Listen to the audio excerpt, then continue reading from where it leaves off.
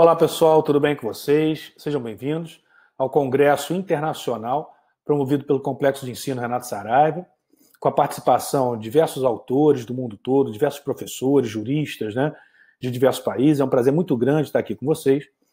E eu trouxe uma discussão interessante, que eu acho que é uma discussão atual, que diz respeito a direitos humanos e interpretação universal. Mais especificamente, no nosso caso, nós vamos analisar se a realidade ela pode contribuir para a interpretação dos direitos humanos em caráter universal, ou seja, uma interpretação que tivesse alcance universal, portanto. Sempre que se fala de direitos humanos, você tem divergência. Você tem divergência quanto à essência dos direitos humanos, quanto ao conteúdo dos direitos humanos, quanto à natureza dos direitos humanos, quanto ao caráter universal, ou multicultural dos direitos humanos, o caráter absoluto ou relativo dos direitos humanos, restrições aos direitos humanos. Então, sempre que se fala de direitos humanos, direitos fundamentais, nós temos divergências, temos polêmicas, em relação ao assunto de uma forma mais geral, portanto. Mas a gente quer trazer um ponto mais específico à discussão, que seria a possibilidade de se estabelecer interpretações mais abrangentes, interpretações que têm um alcance maior do que o alcance meramente nacional, do que o alcance meramente local. Se seria possível interpretações universais dos direitos humanos, portanto. Para isso, a gente tem que analisar, primeiramente, duas teorias muito importantes que divergem, disputam a dominância em relação ao entendimento acerca dos direitos humanos, do alcance mais especificamente dos direitos humanos, que é a teoria universalista e a teoria multiculturalista. Cada uma dessas teorias tem desdobramentos, tá? Então, o universalismo, você tem espécies de universalismo, você tem espécies de multiculturalismo. Então, você tem duas linhas de pensamento, se assim fica melhor, Então, duas linhas de pensamento. Uma primeira linha de pensamento entende que os direitos humanos seriam direitos universais. Já uma segunda linha de pensamento entende que os direitos humanos seriam produto de cada cultura, portanto. Não se teria como estabelecer um entendimento universal acerca dos direitos humanos, porque os direitos humanos são um produto cultural, essencialmente. Então, as culturas elas teriam visões distintas acerca daquele mesmo direito. E, muitas vezes, acerca do que são direitos humanos também. Então, de um lado, universalismo, de outro lado, multiculturalismo. Mas, como eu disse, com desdobramentos em cada uma dessas linhas de pensamento, como nós vamos ver. Prosseguindo lá com vocês. Direitos fundamentais, realidade e interpretação universalista. Então, universalismo e multiculturalismo. Universalismo, ou para o universalismo, os direitos humanos mais elementares, essenciais, seriam ou deveriam. Olha aí as duas palavras envolvidas, seriam ou deveriam ser universais. Veja que é muito importante destacarmos essas duas expressões, seriam ou deveriam ser. Seriam, você está no plano aqui, ontológico, da moral, do ser, do que é. Já deveriam, como o nome indica, no plano da ética, da razão prática, do dever ser, portanto. No primeiro aspecto, seriam, no plano ontológico, da essência dos direitos humanos. Os direitos humanos, como direitos universais, eles seriam, portanto, abrangentes em razão da própria condição humana. Eles teriam essa característica universal em razão da própria essência humana, da condição humana, da natureza humana. Então, veja que essa visão ela tem uma base justnaturalista. Então, se todos nós somos seres humanos, os direitos devem ser aplicados independentemente de qualquer critério externo, pois ele decorre, veja só, da essência, ele decorre da própria natureza humana. Então, critérios externos, cultura, nacionalidade, filosofia, opção sexual, opções políticas, religiosas, tá? São características externas à essência humana, portanto, que não afetam a natureza humana. Você pode ser religioso, não ser religioso, você pode adotar uma linha política, pode adotar outra linha política, pode ter uma opção sexual A, opção sexual B, mas isso não vai afetar a sua essência humana, portanto. Logo, os direitos humanos teriam essa finalidade de proteger o ser humano a partir da sua natureza. E se assim é, veja só, é necessário que se crie um sistema universal de proteção à pessoa humana. Um sistema universal que estabeleça aqueles direitos aplicáveis a todo e qualquer ser humano, independentemente, como eu disse, de qualquer outro critério externo, portanto. Essa é a linha básica de pensamento do universalismo a partir da essência do ser, a partir da sua condição humana também. Mas, como eu disse para vocês, nós temos diversos aspectos em cada uma dessas teorias. Vamos voltar lá. Já no segundo aspecto, deveriam. Os direitos humanos, portanto, eles deveriam ser universais em decorrência da própria razão, do uso racional da razão. Então, nós, como seres racionais, capacidade de refletir sobre nós mesmos, refletir sobre o outro, refletir sobre as relações que se tem em sociedade, teremos essa capacidade de criarmos para nós mesmos, veja aqui uma linha kantiana, deveres de conduta, portanto, dever de agir para com os outros. Então, o ser humano, por ter essa capacidade de reflexão, de refletir, de raciocinar, de entender a si mesmo, entender o outro, seria capaz de estabelecer para si mesmo deveres morais, deveres que pautam o seu agir, que pautam a sua atuação prática, imperativos categóricos, né? Ou seja, aquelas leis morais que a razão impõe ao indivíduo, portanto, como conduta prática, como praticar, como fazer.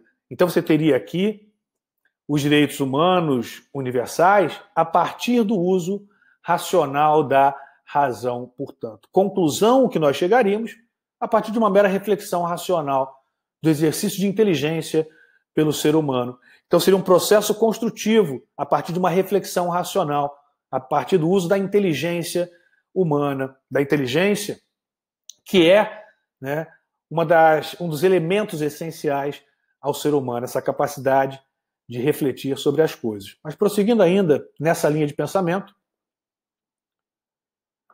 então, Declaração Universal dos Direitos Humanos da ONU, 1948, artigo 1º, segunda parte. Então, você veja que o artigo 1º da ONU ele tem duas partes. Artigo 1º, primeira parte, diz lá: todos os seres humanos nascem livres e iguais em dignidade e em direitos. Então, veja só, nascem livres e iguais. Então, diz respeito à sua essência. Já na segunda parte do artigo 1º, você tem lá: dotados, seres humanos, né? Todos os seres humanos nascem livres e iguais em dignidade e direitos, e todos os seres humanos são dotados de razão e de consciência. E devem, olha aqui a palavra, devem agir um para com os outros em espírito de fraternidade. Olha o dever aqui. É um dever que decorre da própria razão. Então nós teremos aqui uma perspectiva construtivista que pode ser de diversas orientações, tá? Pode ser um construtivismo kantiano, fruto da razão teórica, de uma razão prática, ética, universal. Pode ser um construtivismo habermasiano, decorrente do processo racional discursivo. Pode ser um construtivismo histórico. Pode ser um construtivismo rawlsiano, um construtivismo dworkiniano. Enfim, temos diversas linhas construtivistas. Mas os direitos humanos seriam universais a partir dessa construção. Dessa construção que decorre da razão, de um processo histórico de depuração, da construção a partir de um processo democrático de tese e antítese, né? de um discurso, portanto, que vai filtrando as ideias, teoria do discurso de Habermas, Então, você tem diversas linhas de pensamento, que cada uma, né, defendendo a sua orientação, mas todas caminhando num sentido de universalizar os direitos fundamentais, universalizar os direitos humanos, portanto. Estabelecer um sistema em que os direitos humanos alcance a todos, que você tenha uma simetria maior em relação aos direitos humanos. E esse processo pode se dar, seja a partir da essência humana ou a partir de um processo de construção humana.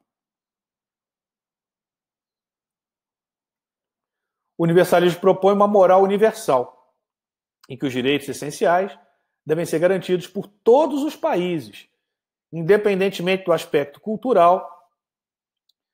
O segundo reforça a concepção universalista dos direitos humanos, considerando essa interpretação como de respeito às minorias, tendo em vista que são impostos valores considerados universais, normalmente por países ocidentais. Aqui é a crítica do multiculturalismo, tá?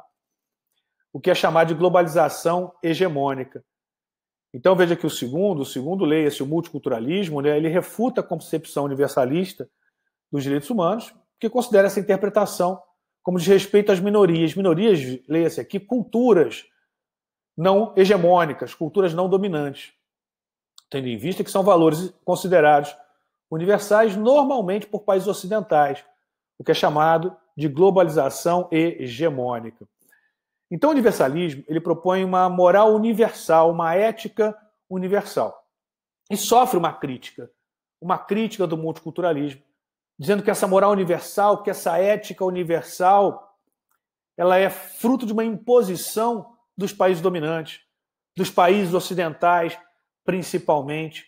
Uma globalização, que a gente pode dizer, descendente de cima para baixo, ou uma globalização que parte de um centro político, de um centro econômico, de um centro militar de poder, e vai se espalhando e obrigando os estados e as culturas periféricas. Então, uma crítica forte.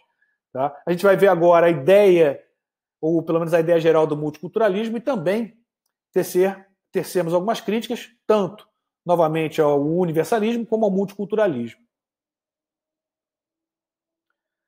Já o multiculturalismo é baseado na diversidade da cultura, diversidade social e histórica. Então, relativismo cultural.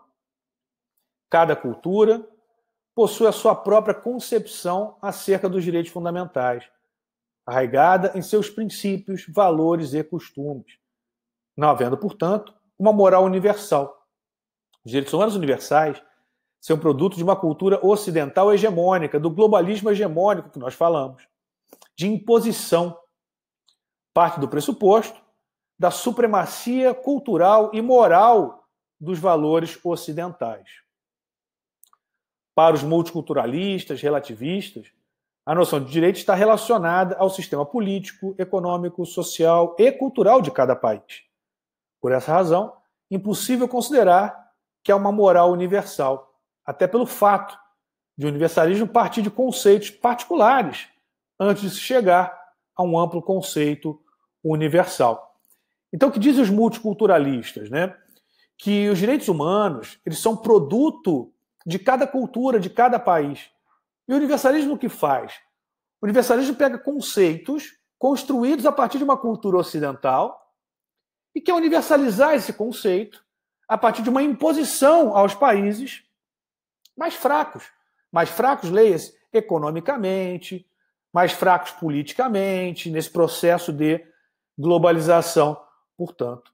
Mas o próprio universalismo, dizem os multiculturalistas, ele nasce a partir de uma cultura.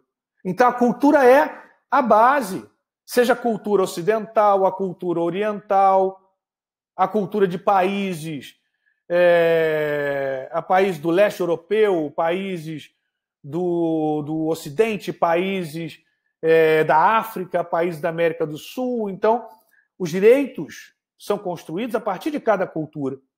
E o universalismo tenta simplesmente impor a sua cultura às demais culturas, portanto. Então, a base, a essência é a cultura. Isso impede um pensamento universal acerca dos direitos humanos, portanto. pelo menos um pensamento universal, no sentido de uma imposição de valores a partir de uma construção essencialmente dos países dominantes. Mas acho que a gente vai ter aqui um problema, né? Que a gente não pode deixar que ele retorne ad infinito. Porque, veja só, a cultura existe por si só? Não. A cultura é uma construção humana. Então, se a cultura é uma construção humana, o ser humano precede a cultura, portanto. E quando você diz, o relativista, o multiculturalista, né, quando ele diz que a cultura, portanto, deve prevalecer, pois a cultura é a base, é a essência da construção de direitos, né, direitos morais, de sistemas jurídicos. Não está o multiculturalismo também defendendo que ele, multiculturalismo, o direito à cultura, seria um direito universal? Porque, veja, se eu estou dizendo, tá, que deve se respeitar cada cultura, e cada cultura define o que ela entende enquanto direitos humanos, cada cultura estabelece os seus direitos, você está dizendo, se você retornar um pouquinho mais, que esse direito à cultura, ele é universal. Então, direito à cultura seria um direito universal. E se o direito à cultura é um direito universal, então nós já estamos falando em possibilidade de existirem direitos universais. Ainda que seja o direito à diversidade cultural. Por quê? Porque decorre do ser humano, das opções que o ser humano tem de escolher, de construir a própria história, construir a própria cultura, portanto.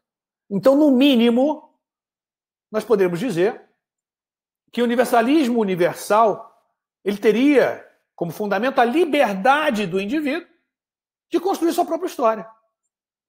Então, a liberdade seria um direito universal. Para que o indivíduo possa construir, repito, sua cultura, sua história, estruturar sua própria sociedade. Então, me parece difícil de você fugir desse universalismo, né?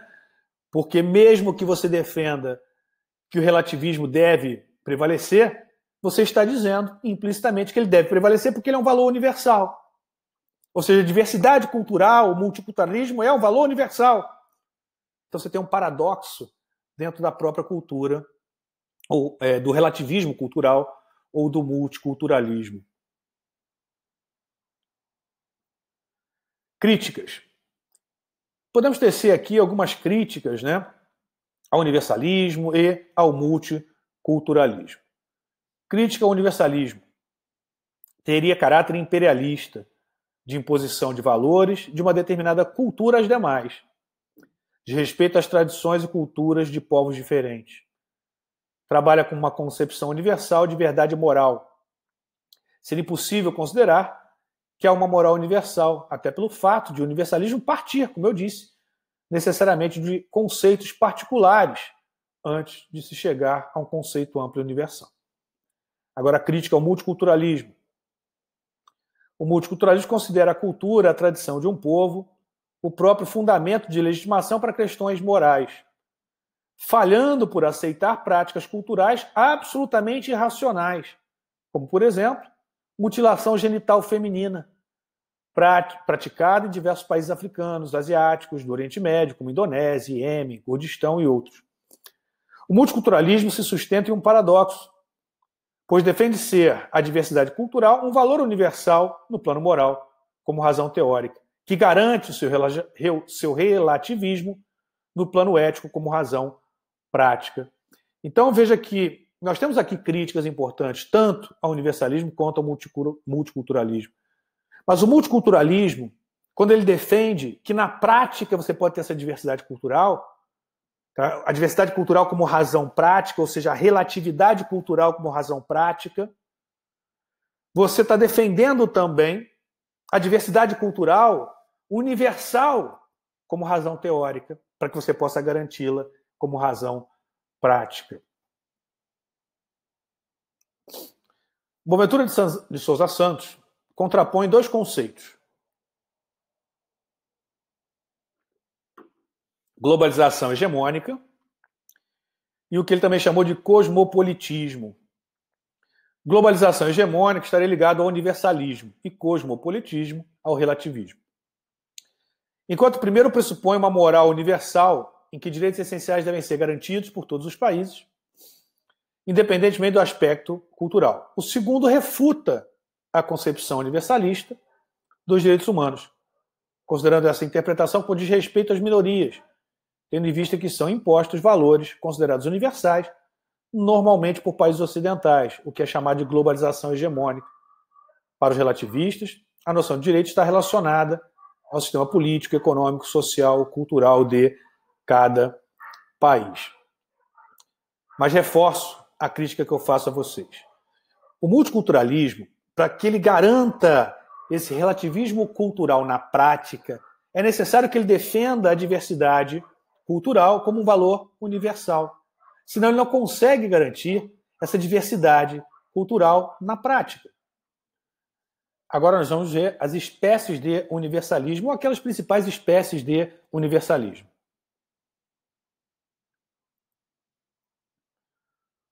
Espécies de universalismo: universalismo centrífugo ou de partida, universalismo mínimo, universalismo centrípeto de chegada, de convergência ou de confluência.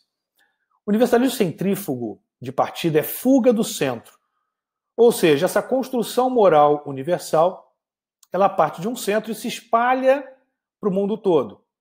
Então, do centro para fora, alcançando todos os países periféricos.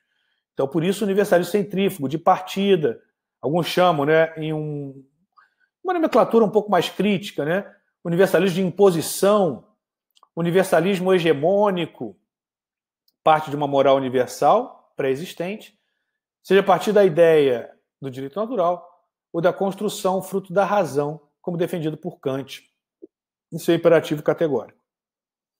Já o universalismo mínimo, ele tem 4 pilares fundamentais.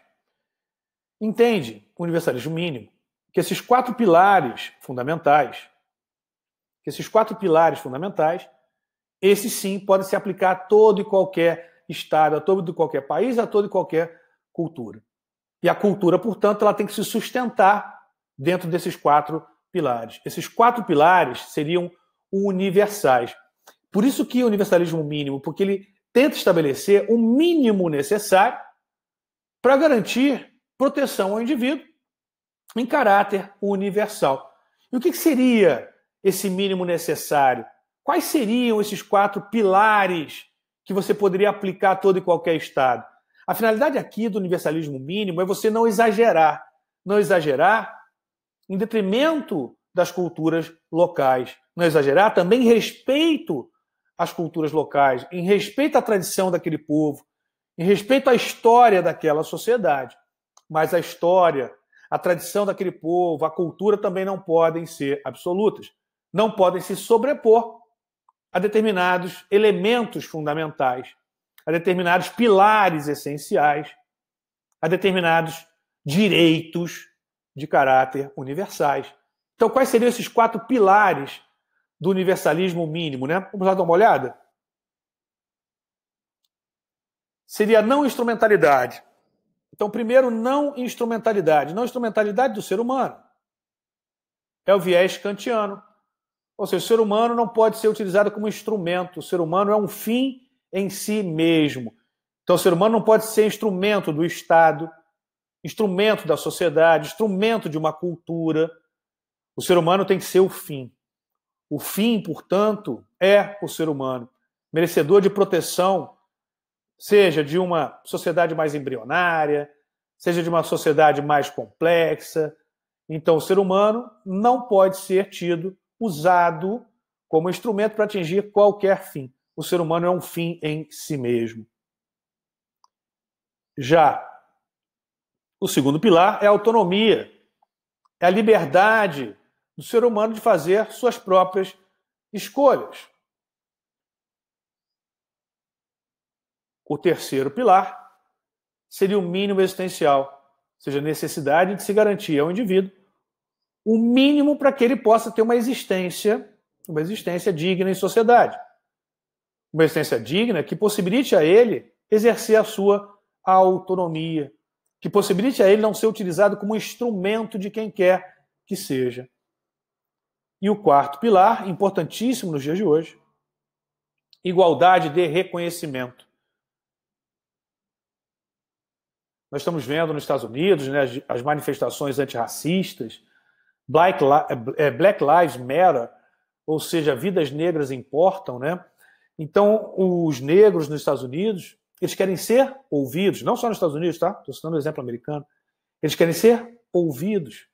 Então, é necessário que os negros e toda e qualquer pessoa tenha direito ao reconhecimento político, ao reconhecimento como cidadão, como participante efetivo daquela sociedade, que a sua voz seja ouvida, que ele possa falar, que ele possa participar do processo de criação e de construção daquela sociedade. Então, isso é um direito que deve alcançar a todos, portanto, que é a igualdade de reconhecimento, tá? De reconhecimento de todos os membros que compõem aquela sociedade. Principalmente, óbvio, né? Essa igualdade de reconhecimento voltada às minorias, para se evitar que as maiorias, que são eventuais, hein? A maioria de ontem não é a maioria de hoje necessariamente. Se você pegar o exemplo brasileiro recente, você vê essa oscilação nas maiorias. Então, a maioria não lhe dá certeza de que aquele pensamento será eterno. Não.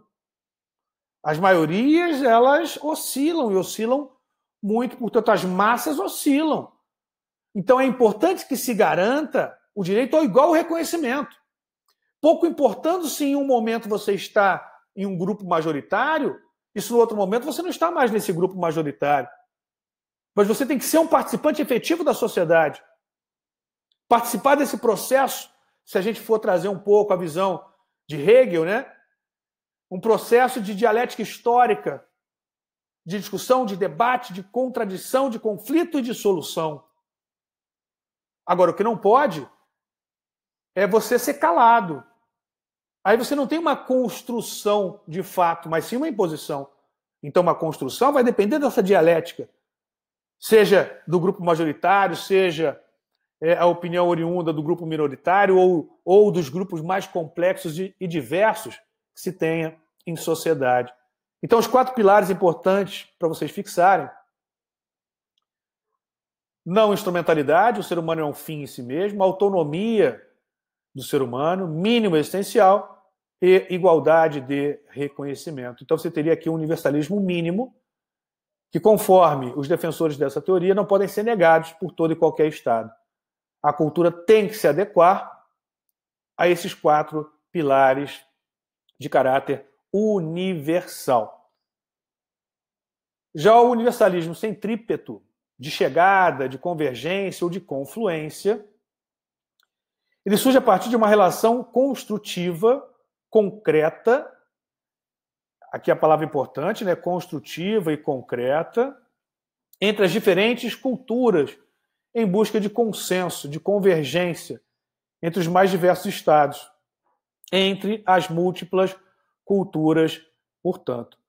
Aqui nós teríamos um universalismo de baixo para cima, e não de cima para baixo. Um universalismo ascendente e não descendente. Ou seja, a partir dos países periféricos, a partir dessa diversidade cultural, desse debate, dessa troca, desse conflito, por que não? É que nós vamos buscando, construindo, chegando a consensos que possam ser aplicados para todos aqueles que estão, portanto, nesse diálogo, que estão nessa participação de construção histórica. Então, de baixo para cima. Por isso que você tem aqui a nomenclatura diferente. Antes, universalismo centrífugo, fuga do centro, aqui caminhar para o centro. Então, a periferia, construindo consensos e caminhando para o centro. Isso, veja, se você perceber, é a própria ideia de democracia. Ou seja, no diálogo é que se constrói consensos, e não a partir de imposições. Então, é uma ideia também interessante, né, do universalismo. Mas a gente tem que construir esse sistema universal. O modo de construção é que vai ser diferente. A construção vai se dar de baixo para cima ou de cima para baixo. Mas aqui se defende a existência, sim, de um sistema universal de proteção da pessoa humana. Porque a cultura, ela é fundamental para construir o consenso. Mas a cultura não pode se sobrepor à proteção do indivíduo. O indivíduo é aquele que merece a proteção. Pois nesse debate, nessa discussão, nesse conflito, o indivíduo é o elo mais forte. O indivíduo é o elo mais fraco, né? E, portanto, merecedor de proteção e merecedor dessa proteção universalizada. Prosseguindo lá com vocês. Universalismo de confluência. Conceito trazido pelo espanhol Joaquim Herrera Flores.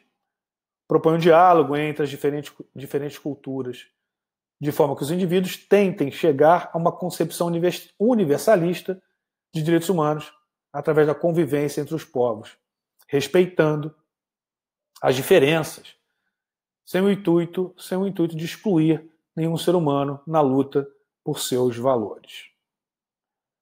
A partir dessas ideias, nós podemos falar em uma hermenêutica diatópica. Por que uma hermenêutica diatópica?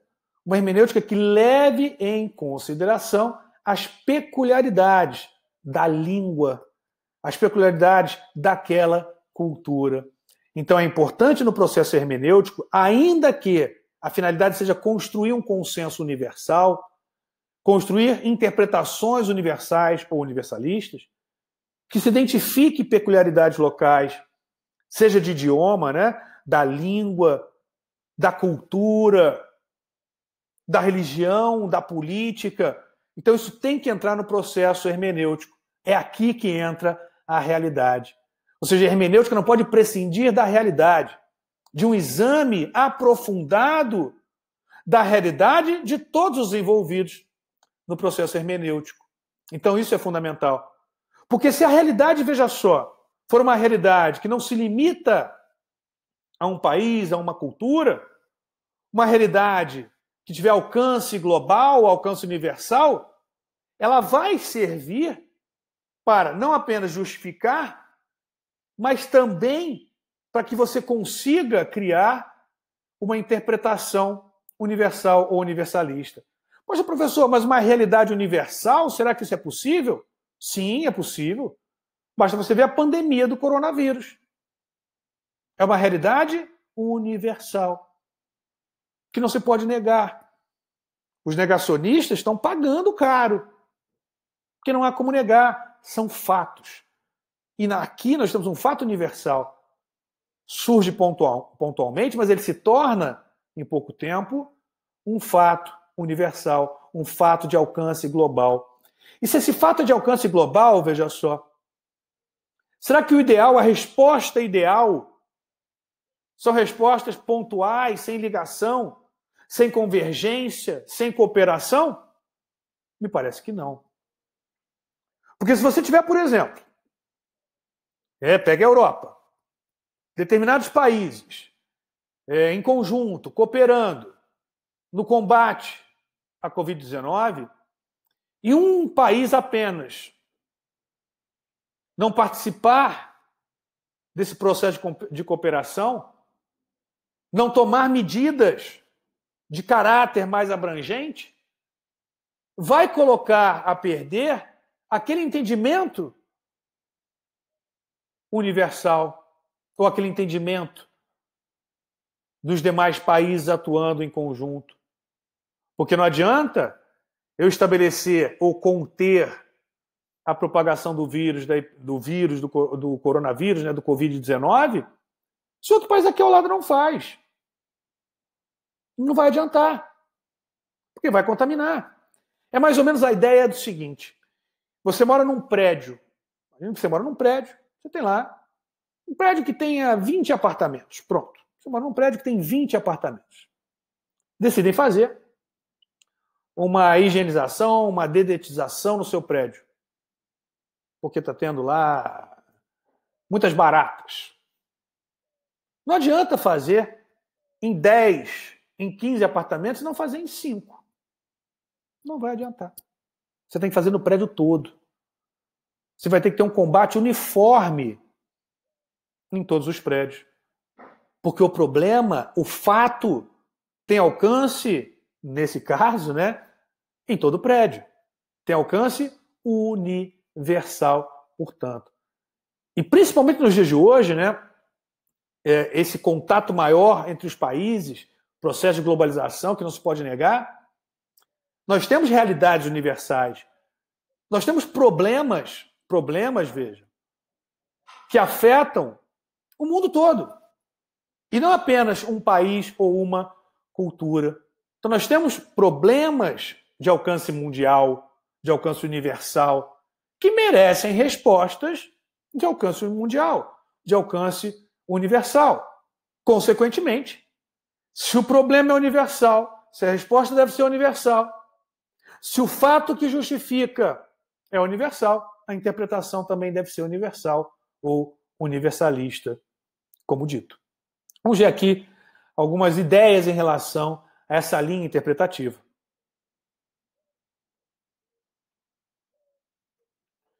Então, nós podemos falar uma hermenêutica diatópica, que leva em consideração as variações culturais e linguísticas, óbvio, que ocorrem de local para local, ou seja, características de uma região em especial. É a partir dessa concepção que se propõe a hermenêutica diatópica, configurando o entrelaçamento das culturas, sem a imposição de determinados direitos. Assim, para se caracterizar determinado direito como irrenunciável e indisponível, o diálogo é imprescindível, pois é através dele que há o reconhecimento da incompletude mútua das culturas. Trata-se do universalismo que respeita as diferentes culturas existentes. Veja, respeita, tá? Mas a cultura não se sobrepõe. Sem imposição de valores predominantes na cultura ocidental. Uma construção da periferia para o centro, da fragmentação para a uniformização, com igual respeito e consideração a todas as culturas no processo de diálogo construtivo. Não significa que práticas culturais que já passaram por um processo de filtragem racional, de universalização, se assim podemos dizer, persistam, prevaleçam. Não. Então nós temos práticas culturais que já passaram por um processo de depuração e são rejeitadas, salvo por aquelas absolutas minorias, irracionais. E aí não vai prevalecer. E o exemplo aqui, talvez o melhor exemplo atualmente, sejam aquelas culturas, aqueles países que você tem ainda a ablação das meninas, do clitóris das meninas. Que é para tentar, né, na ideia deles, impedir que a mulher tenha prazer, pois naquela cultura a mulher não pode ter prazer. Então você tem a ablação do clitóris feminino, quando a menina vai chegando ali aos seus 10, 12 anos, né, próxima já de se transformar em mulher biologicamente, né? Eles promovem a ablação do clitóris da menina com essa ideia de que a mulher não foi feita para ter prazer. Veja que isso é uma prática que já passou por um processo de depuração, de filtração, né, ou de filtragem, melhor dizendo, e não é mais uma prática aceitável. Então a gente não vai retomar uma discussão do que já foi superado. Isso é importante. Esse diálogo tem que se dar também com sinceridade entre todos os envolvidos, entre as culturas envolvidas. Isso é fundamental no processo dialógico, né, desse debate.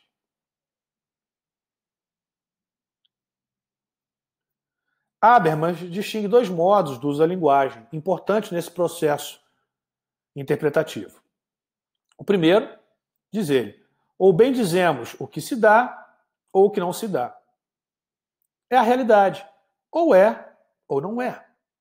E o segundo, bem dizemos algo para alguém, de tal modo que ele compreenda o que é dito. Então veja que no primeiro momento as coisas são. No segundo momento as coisas dependem do outro, dependem do diálogo, portanto, dependem do outro compreender o que é dito. Dizer como as coisas se comportam não depende necessariamente de uma espécie de comunicação, é a primeira parte. Realmente efetuada ou pelo menos imaginada. Não é preciso fazer nenhum enunciado, isto é, realizar um ato de fala.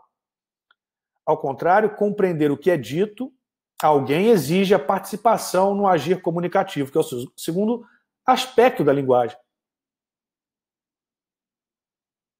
O uso do primeiro aspecto cognitivo, não comunicativo, da linguagem exige apenas o aclaramento da relação entre a frase e o estado de coisas. O que se diz é a realidade. Já no segundo aspecto, o uso comunicativo da linguagem coloca-nos diante do problema de como essa relação está vinculada às duas outras relações, que consistem em ser expressão de alguma coisa ou em compartilhar alguma coisa com alguém. O primeiro destes usos da linguagem corresponde a uma atitude objetivante de quem fala ou pensa. Veja, atitude objetivante de quem fala ou pensa. Já o segundo aspecto corresponde a uma atitude performativa, a qual permite uma orientação mútua por pretensões de validade, de verdade, correção normativa, sinceridade, que o falante ergue na expectativa de uma tomada de posição, por sim ou não, por parte do ouvinte. Ou seja, nessa relação de comunicação, nesse comunicar, eu dependo essencialmente do outro para construirmos verdade. Tente imaginar um casal. Um casal, claro que você tem a complexidade de cada relacionamento, mas é praticamente impossível que você tenha um casal que nunca brigou. Eu não estou falando aqui brigar em sentido de violência, não. Que nunca divergiu sobre algo. Né? Então, claro que esse casal, em algum momento, divergiu na vida. Divergiu como a relação deveria continuar, como a relação deveria se dar, como a criação dos filhos deveria ser feita, como não deveria ser feito. Mas como você tem aí um casal, é importante que você busque o consenso desse casal. Aqui não tem mais aquela ideia do marido manda na casa ou a mulher é que manda e vai impor sua vontade. Não, é da construção. Então o casal vai debater com sinceridade, é importante o processo discursivo, que os participantes estejam em uma posição ali de sinceridade para com o outro, de um debate sincero. Debate sincero indica que você vai ceder se os argumentos do outro forem melhores. Porque não adianta, veja só, participarmos de um processo de diálogo construtivo se um apresenta os melhores argumentos, as melhores justificativas, e o outro simplesmente diz, olha, entendi tudo, seus argumentos são os melhores, eu não tenho como combater esses argumentos, não tenho como demonstrar que você está errado, mas eu continuo defendendo o que eu quero, e é assim que tem que ser. Não dá. Aí você não está participando com sinceridade daquele debate, porque você não está disposto ao consenso. Você não está sendo sincero, porque você está ali simplesmente fraudando a essência do debate, porque você de fato não quer construir sentidos, você não quer construir verdade. Você quer de fato que a sua verdade se imponha a partir de um processo democrático. E chegando ao final, se a sua verdade não se impõe, você simplesmente, veja, não dá relevância ao processo. Continua defendendo a sua posição, independentemente da sua posição ter sido superada em um diálogo democrático, em um debate entre seres racionais e iguais. Então, o fundamental nesse processo de diálogo é você entrar no processo de diálogo aberto a construir consenso. Aberto a construir consenso. Porque se você entra no diálogo simplesmente na esperança ou na expectativa de que o resultado do diálogo vai ser aquele que corresponde ao que você acha ideal, e se não for, você não acata o processo democrático, não há por que entrar no processo de diálogo, não há por que entrar com o outro nesse processo dialógico, nesse processo de debate, portanto. É mais ou menos aquela ideia que a gente vê no dia a dia, né? Ou seja, eu só gosto daquela posição se o resultado da mesma for aquilo que eu já entendo como mais correto ou mais adequado. Eu dou um exemplo recente, né? Não foi nem comigo, foi um amigo, publicou algo em uma das redes sociais dele, era um texto sobre um assunto polêmico, né? Aí eu vi interessante o que um participante acabou comentando e disse assim, olha, falou tudo o que eu queria ouvir. Olha que, se você prestar atenção, olha que interessante o que a pessoa disse. Ou seja, tudo aquilo que foi falado é o que a pessoa já queria previamente ouvir. Se ele tivesse falado outra coisa, ela não teria acatado o que foi dito, porque não é o que ela queria ouvir. Ou seja, eu só acato o que você diz se o que você diz corresponder ao que eu quero ouvir. E não porque o que você diz é o mais razoável, é aquilo que se mostrou mais correto argumentativamente. Porque imagina o seguinte, se você está participando de uma queda de braço, você tem que entrar sabendo que você pode ganhar ou perder. E quando você entra num diálogo sincero, você tem que entrar sabendo que o seu argumento pode perder. Porque o que você quer, na verdade, não é vencer, é debater e construir algo a partir dos melhores argumentos, das melhores experiências, da melhor prática, do que foi melhor demonstrado ao longo da história. Agora, eu não posso querer entrar para vencer a qualquer custo. Você não tem um participante sincero dos diálogos ou dos debates. Então, essa ideia é muito importante até mesmo para a nossa vida, para o nosso dia a dia, né? Essa ideia de que você tem que entrar nos debates desarmados. Muito difícil hoje em dia, né? A gente entra muito armado, a gente quer impor nossa vontade. Você não quer, de fato, construir algo melhor a partir de ideias aparentemente dissonantes, aparentemente divergentes.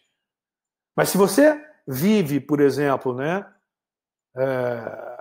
uma relação familiar, você tem lá sua esposa, o seu marido, né? Você vive com seus filhos, sua mãe mora com você, seu pai. Vocês querem, de alguma forma, penso eu, construir dentro do possível a relação mais feliz que vocês possam. Mais harmoniosa que seja possível. Então, salvo se você for masoquista, aí a questão é de desvios. Você não quer construir uma relação familiar de conflito, de brigas. Isso serve para a sociedade. O que se quer em algum momento é construir uma sociedade mais pacífica, que as pessoas possam conviver, se respeitar em uma maior harmonia. E nunca, nunca se conseguiu essa pacificação, essa harmonia a partir de uma imposição, mas sim a partir do consenso, da construção de valores comuns. Isso é essencial ao processo hermenêutico. Então você entra no processo de debate aberto a argumentar e a ouvir. Talvez ouvir seja, inclusive, a parte mais importante. Para juntos construírem consensos. Construir ou construírem pontes, olha só. Para juntar, não para excluir, não para separar. A realidade como base para uma interpretação universalista.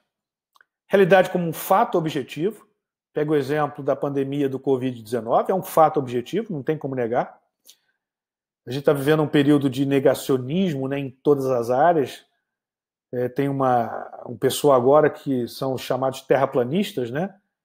Querem negar que a Terra é redonda, defendendo a Terra plana, Não tem como negar, porque a Terra ser redonda é um fato, uma realidade objetivamente considerada.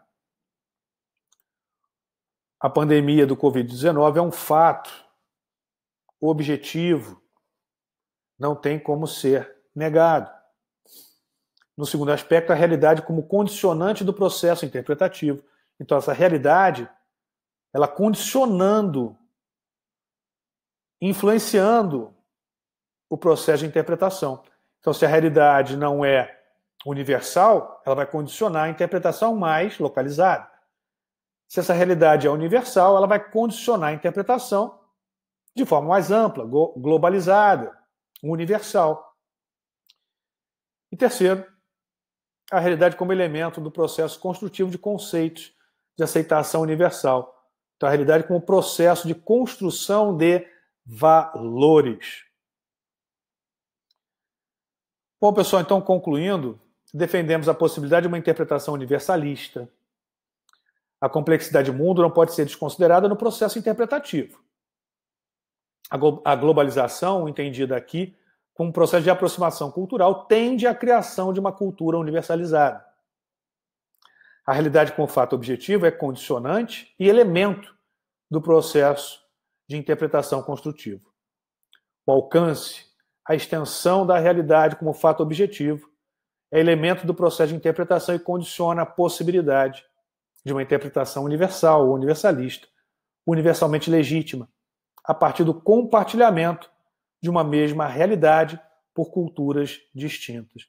Então é possível esse compartilhamento de uma mesma realidade por culturas distintas. Estamos vivendo isso. Ou seja, é um exemplo que não se tem como negar. Foi um prazer estar com vocês. Um abraço a todos vocês. Fiquem bem. Até uma próxima oportunidade. Saudação a todos os amigos que estão participando desse congresso internacional. Dizer que foi uma honra muito grande receber o convite. Abraço a todos. Muito obrigado pela presença de vocês. Muito obrigado pela audiência de todos vocês. Até uma próxima oportunidade. Sucesso.